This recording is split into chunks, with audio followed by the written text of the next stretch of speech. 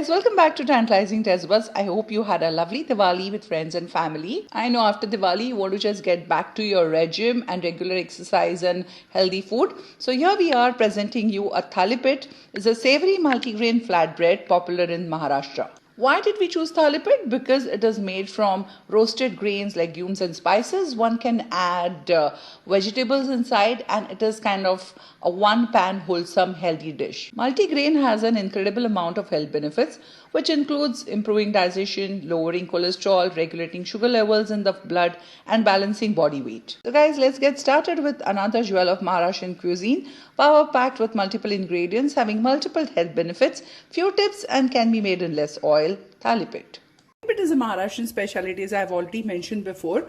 So it is packed with proteins, and I thought why not to add veggies. So the whole dish would be healthy, full of proteins and vitamins. So let's look at the ingredients. I have taken this bhajani. So this is a Thalipit. The important ingredient is this atta Thalipit peat. Then I have taken carrots, I've grated them, and then this is bottle gourd or dudhi, that also I have grated. I have taken methi leaves, so the proportion, it all depends on you. Then I have also taken some chopped coriander. This is the mixture of onion, garlic, green chili. I've just taken 2 green chili and capsicum. So all these ingredients will go into this atta to make it more healthy.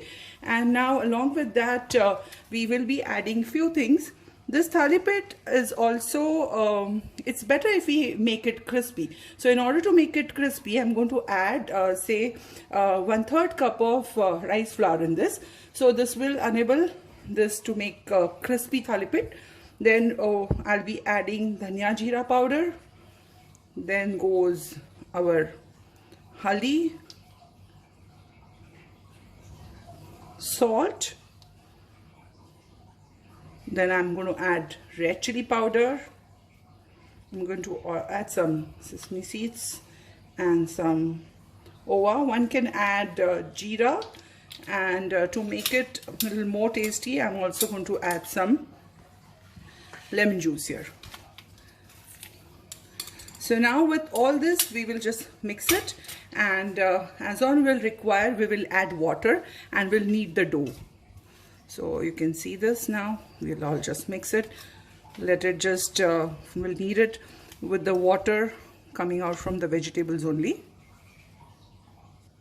As you can see, I have mixed in all the vegetable juice what we have. Now I'll be adding water, and this shouldn't be very thick, neither thick nor tight. So let's knead the dough now.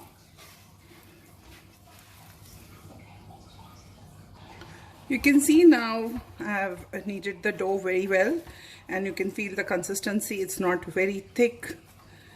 And now we will start making the Thalipit. Now depending on your pan size, you can make dough size also, and we'll keep these doughs ready. Out of this there are 2 ways of making Thalipit, and one is like the healthy way, which is on the pan, and another one one can deep fry it. So when you deep fry them, you have to make small palm size ones, and you can actually deep fry them. And believe me, the deep fried version is very, very tasty, but the healthy one is on the pan. So now I'm going to show you the healthy one today. Now to make a Thalipit is an art. I have taken a bowl full of water, and I'll be needing my water. Then I have also taken a cling film, a portion of a cling film, on which I will be making my Thalipit on. My palms are wet, and now first make a nice dough and just put it on this, on the cling film, and go on pressing it. Use water in between, one needs to use it, and try to spread it in a nice round shape. You'll need again water. Generally Thalipit is nice. If you want it crispy, then make it thin, so that will come out to be really thin and crispy. So with your fingertips, just go on pressing. As you can see, It's turned out to be nice and thin. You can see the thickness here. Make sure at the center also it's thin, because generally what happens at the center, it might become thick. Okay, now at this point you can see the shape of a fingertip. So with that it will have an uneven surface. So just to rule out that, I will just use my balun, my rolling pin. Just be careful so that it's even. You can just add a little more water. Okay, and now at this point of time you need to make some holes, one at the center and randomly in between at the side, so that this will unable. We can put the oil in and it will become all the more crispy. Okay, so now our thali-pit is ready on our cling wrap. Okay, so now I've already heated up my pan.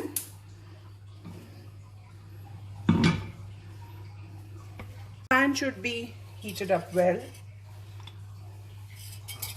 You can grease the pan. Oops, that is a lot of oil because I used brush. You can reduce the quantity of oil. Yeah, and once the pan is hot, we can put the thali-pit in. Pan is heated up well. I have wet my palm and I'm going to take this thali-pit and just going to put it in my pan, or I can just take it in my hand like this and slowly I will put it in my pan.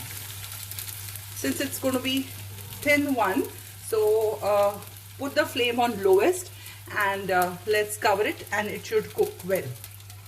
In between you can just add few drops of oil into those holes in which we have made. Before that I added a little more oil but I removed it out because I knew we were going to need oil here. And if you want, you can just brush it up on the pan also here. Okay, so there goes our thali-pit in the pan, and I will cover it and will cook it for 3 to 4 minutes. After 3-4 minutes, we'll remove the lid. As you can see, it's cooking well. We'll just allow it to cook some more time because I want the surface to be nice and brown. Now we'll remove the lid. It's time to flip our thali-pit. Before that, I will just coat this layer with oil and we'll flip it now.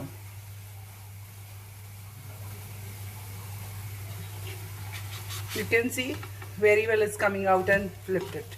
Yeah, so did you see nice golden brown thali-pit? And we will allow 5 minutes on the other side also to cook well. So we'll again cover it. You can also add some oil at the sides and we'll allow it to cook. You can turn it around and you can see nice and golden brown thali-pit is ready. It's crispy and we can serve it now. The thali-pit is ready. You can see it's become nice and crispy golden brown. Generally it is eaten with white butter. It's called loni, but here we're going to use yogurt, and there's a garlic red chili chutney. You can have this along with our theza. So now we'll just take a small bite and show you how nice and crispy it is. Yeah, I hope you like the recipe. Do subscribe, like, share and make. Thank you guys. Please find recipe for the oilless chili garlic theza in the description box. Thank you.